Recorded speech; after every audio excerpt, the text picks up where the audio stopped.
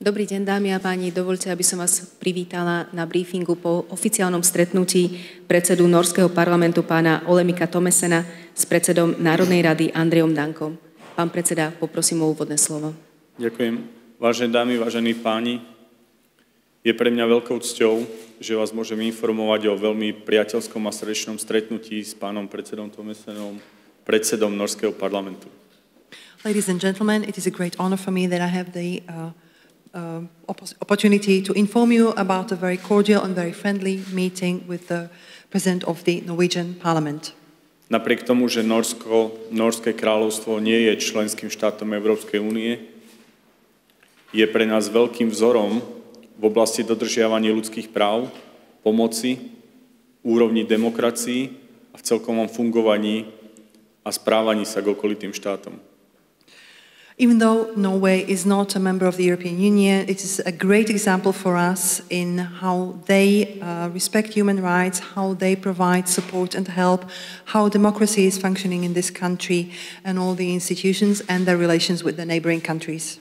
Vyjadril som v mene nás všetkých obrovskú vďaku za to, akým spôsobom Nórske kráľovstvo pristupuje k nám, slovenským občanom. Vyjadril som obrovskú vďaku za to, že sme vyhľadávaným štátom, kde mladí z Nórska dosahujú vysokoškolský stupeň vzdelania a že sme štátom, kde nórske spoločnosti v nemalej miere investujú a tým napomáhajú aj samotnému chodu nášho štátu.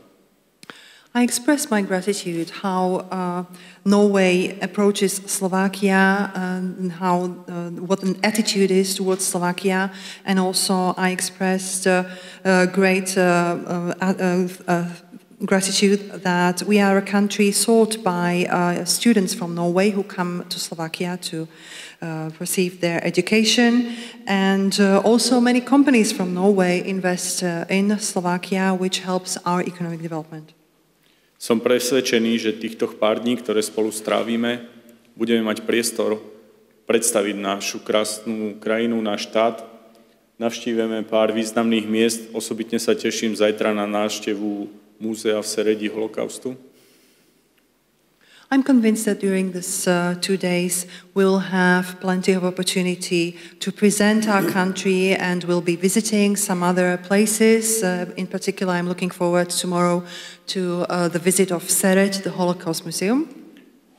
A verím, že tieto stretnutia nám pomôžu vzájomne sa lepšie pochopiť.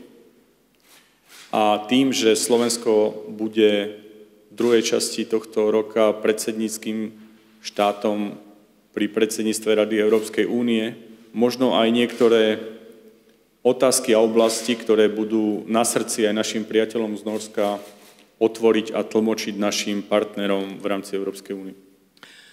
And I'm certain that meetings of this kind help to promote our mutual understanding. And since Slovakia will be presiding over the EU in the next 6 months, maybe we'll be able to present and open up a few issues that are also close to the heart of our Norwegian friends. Veľmi poučné bolo pre mňa stanovisko pána predsedu k situácii na Ukrajine. I was very inspired, and it was very informative to hear the position of Mr. President regarding the situation in Ukraine. A obzvlášť ma teší, že prijal aj snahu o moje vysvetlenie vnímania Slovákov a národnostných menšín k otázke utečenskej krízy.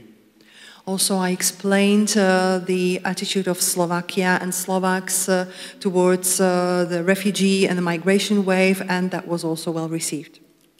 A dovolím si ešte raz poďakovať za to všetko, čo Nórske kráľovstvo Slovensku poskytuje, pretože si myslím, že si to možno mnoho z nás neuvedomuje, že Nórsko je jeden z našich najbližších partnerských štátov, z najbližších priateľských štátov, ale najmä jeden z najbližších štátov, ktorých občania sú ľudia ako my, pretože dôležité je, že to nórske srdce je nám veľmi blízke a vo veľa veciach je nám aj vzorom.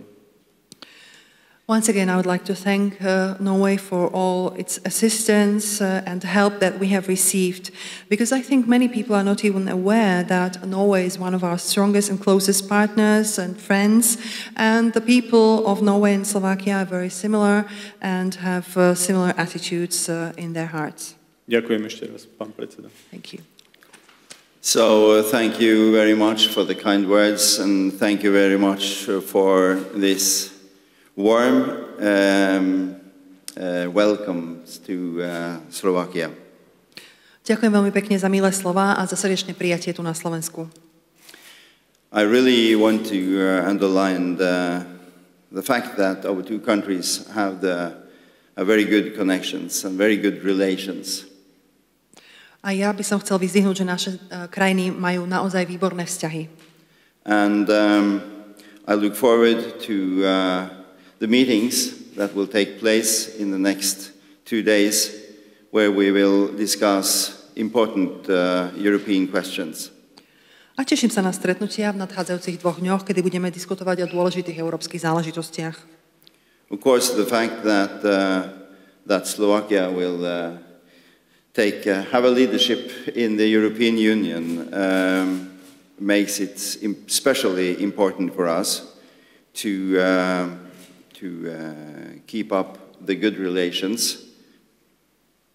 Samozrejme to, že Slovensko bude predsedať Európskej únii, je pre nás veľmi dôležité aj vzhľadom na naše veľmi dobré vzťahy.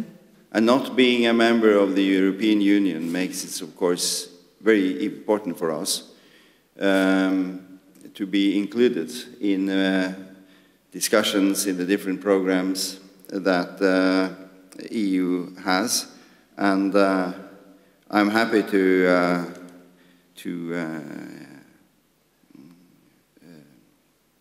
realize or to hear that we can expect that the Slovakian chairmanship will keep on also that attitude towards Norway. Samozrejme, keďže nie sme členským štátom EÚ, je pre nás veľmi dôležité, aby sme boli zahrnutí do diskusí, do programov Európskej únie a veľmi rád som, že aj počas slovenského predsedníctva budú pokračovať naše veľmi dobré vzťahy a postoj Slovenska voči Norsku. I look very much forward to not only to get more acquainted to Slovakian politicians, but also to have a closer experience how the Norwegian EU grants are used in this country, and I have big expectations for what is waiting when it comes to that part. Samozrejme, vítam túto príležitosť zoznámiť sa s krajinou, s jej politikmi, teším sa na to a veľmi rád a s očakávaním sa už pozerám na to, ako sa na Slovensku využívajú norské fondy, takže mám v tejto súvislosti veľké očakávania. The European Union or Europe as such is challenged these days by many huge challenges. It's the security situation, it's the migration, and it's also to finally how to build a prosperous Europe with strong economic growth, which can make welfare for all Europeans in the future. Európa a Európska únia stoja pred mnohými výzvami. Je to otázka bezpečnosti, migrácie, ale samozrejme ide aj o vybudovanie prosperity a silného ekonomického rastu, ktorý zabezpečí blahobyt pre našich občanov.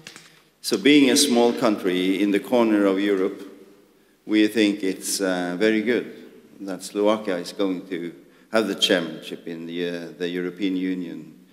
Not only because we have good relations, but also because you also are a small country.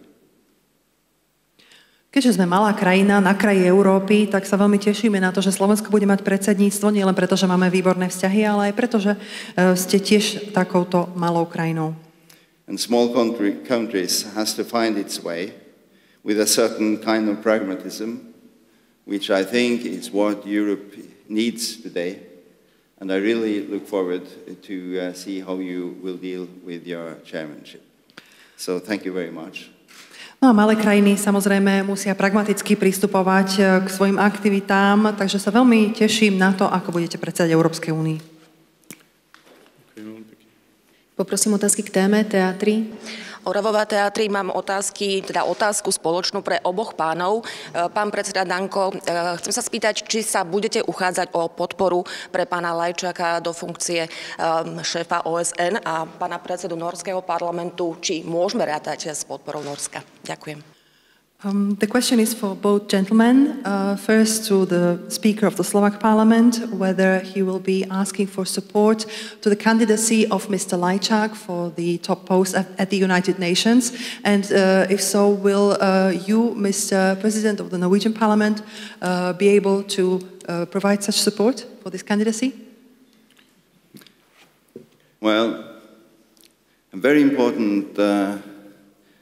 important part of our kind of democracy is the division of power. And I think that question will have to be answered by the Norwegian foreign minister, because this is part of the foreign policy which is dealt with mainly by the government. But we have noticed that you have a good candidate. Samozrejme, veľmi dôležitá je deľba moci a preto túto otázku skôr zodpovie náš minister zahraničných vecí, ale všimli sme si, že máte veľmi dobrého kandidáta. Ja si dovolím povedať, že myslím, že historicky má Nórsko a Slovensko z otázke najmä nominácie do Bezpečnostnej rady OSN dobrú skúsenosť. I think Slovakia and Norway have good experience when it comes to appointing candidates, for example, in the UN Security Council. A pán predseda nás tu znova poučil z jednej veci, a to je deľba moci. And we have also received one more lesson, and that is about the division of power.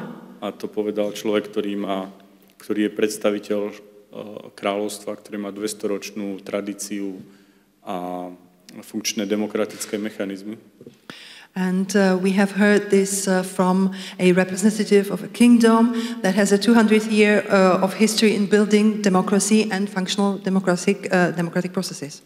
Ale je pravda, že ja ako predseda Národnej rady sa snažím na každom stretnutí s každým predstaviteľom štátu, ako to bolo vo včerajších dňoch s veľvyslancom Českej republiky, čaká ma návšteva Prahy, predstaviteľmi Izraela, tú podporu pre nášho kandidáta hľadať, pretože si myslím, že potrebujeme, aby ten hlas Slovenska zaznel silno a je dôležité, aby sme tú celospoločenskú podporu potvrdili aj podporou zahranično-politickou.